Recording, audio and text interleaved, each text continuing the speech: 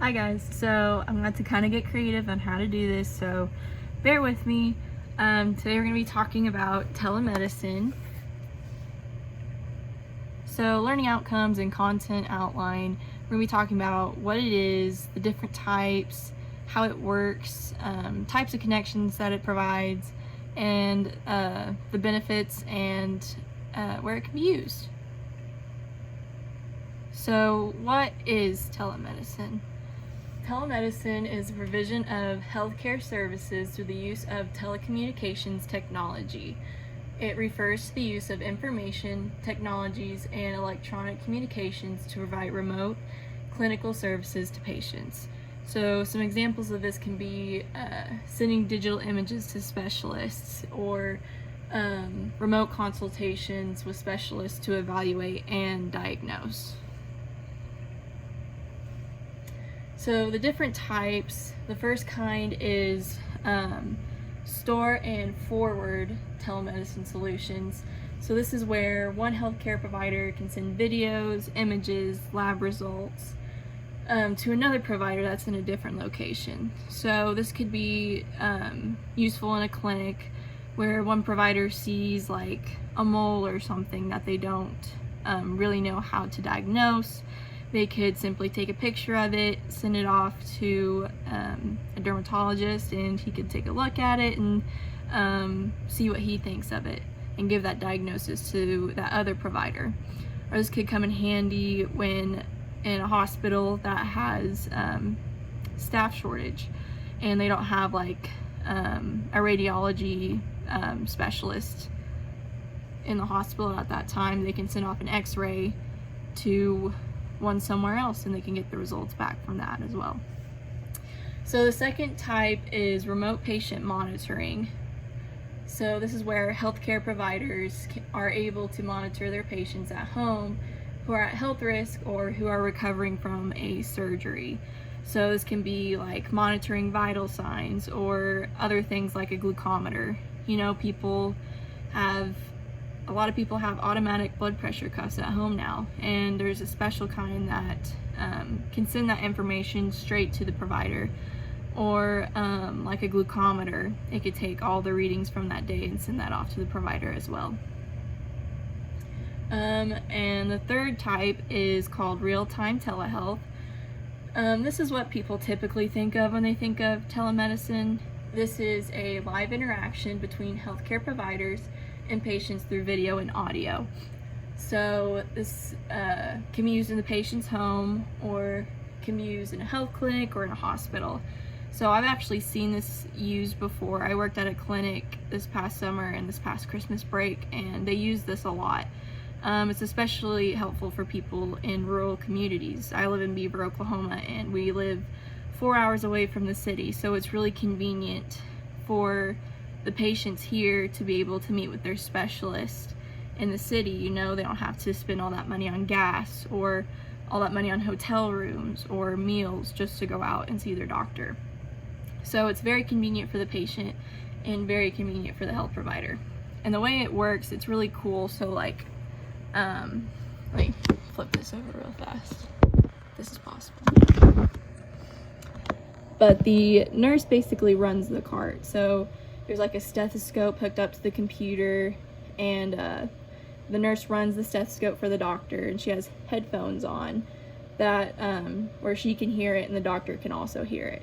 And they can have other things like an ophthalmoscope that the doctor can see as well as the nurse. So that's really cool, and I'm going to show you guys a video that really shows that process. And I'm not connected to the internet. Hold on.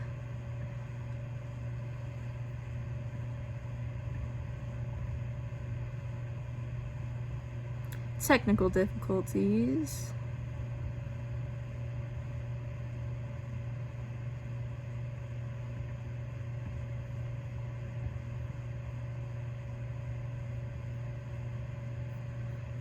There it goes. Okay. Maybe I can cut that out. I don't know. Good morning. How are you? I'm good. Can you hear me? Mm-hmm, we can. This is Bella's first telemedicine appointment from her family doctor's office in Lexington, close to home. Like this, it took a little bit less than 10 minutes, but all the way around it takes like an hour from here about. Dr. Andre Mulliner is a pediatric pulmonologist at Carilion Children's in Roanoke. As a micro-preemie born at just 1 pound, Bella has been our patient since birth and sees several specialists. The cardiologist, gastroenterologist, child development specialist, and pulmonology. Today's checkup is for her asthma. The nurse will be driving the cart for me, and I will conduct a visit as if Bella were sitting in front of me. Big breath, Bella. Dr. Mulliner is able to listen to her lungs, Perfect. her heart, and basically do everything he would normally do during an exam in person. Are you waking up at night having to use your inhaler or needing your inhaler? No, sir. She's still on oxygen at night. The same quality care without the hassle of travel. Just seeing the technology and seeing how he could see and hear everything like he was right in the room. Bella sums it up best. Yes, I thought it was going to be a little bit harder, but actually it turned out to be really easy. He could hear everything, even though he wasn't there. It just felt like he was actually there, but he wasn't. It provides service to patients who are more remotely located, so they have better access to care. Thank you very much. All right, bye-bye. But yeah, I think that gives a very good example of how the cart works and how the nurse runs that for the doctor. So the types of connections that telemedicine provides, like we saw from the video, it provides connections to rural health clinics, to specialists. It can also connect patients from their homes to healthcare providers as well. You know, this could be especially useful for older people who have a hard time getting around, and they don't necessarily need a whole assessment for their doctor's appointment. They just need like a consultation to talk to them. This could be very helpful for them, very convenient for them, and very convenient for the healthcare provider. It can also connect rural hospitals to larger, more central hospitals and their specialists. This can be essentially helpful. You know, if someone comes into a rural hospital, you know, there's doctors there and nurse practitioners, but they don't have any specialists for that.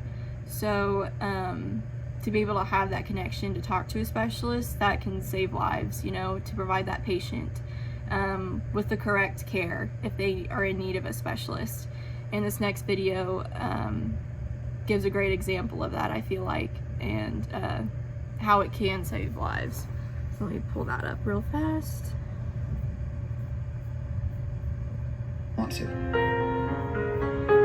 I very quickly figured out what was going on, that he had this diabetic ketoacidosis. However, he was one of the sickest patients I had ever taken care of. Willits is a town of 5,000 people. Unfortunately, we're too small to be able to support specialists. And again, in a case like Ian's, where he is critically ill, the kind of specialist we need is a pediatric intensivist.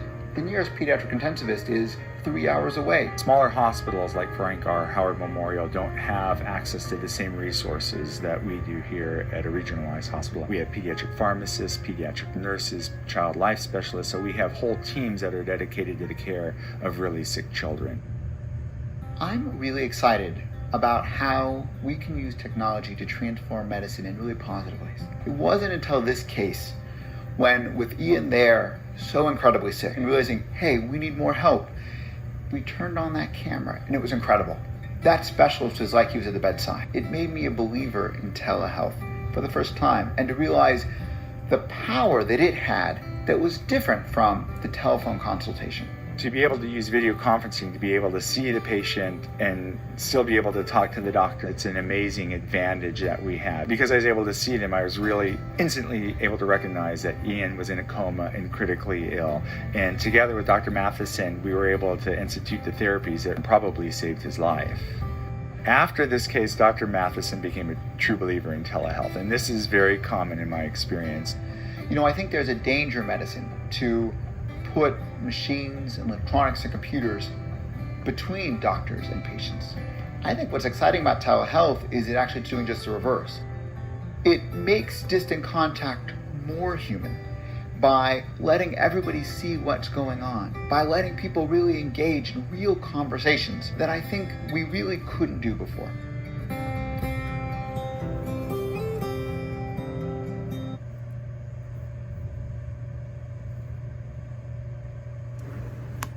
So overall, the benefits of telemedicine are, of course, more accessible care for those in rural areas or in urban areas that are understaffed. You know, they could benefit from that just as well as people in rural communities. It's more convenient for people who live a long ways away from their doctor. It's more convenient for those who are in their homes who don't need to go out for their doctor's appointment. They could just be have that consultation at home. And it's more convenient for the providers. You know, they can reach out to each other and help each other and provide the best care for the patient overall.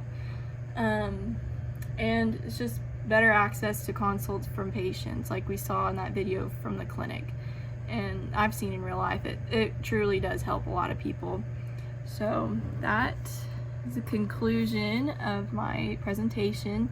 So if y'all have any questions, shoot me an email or something. So thanks. Bye.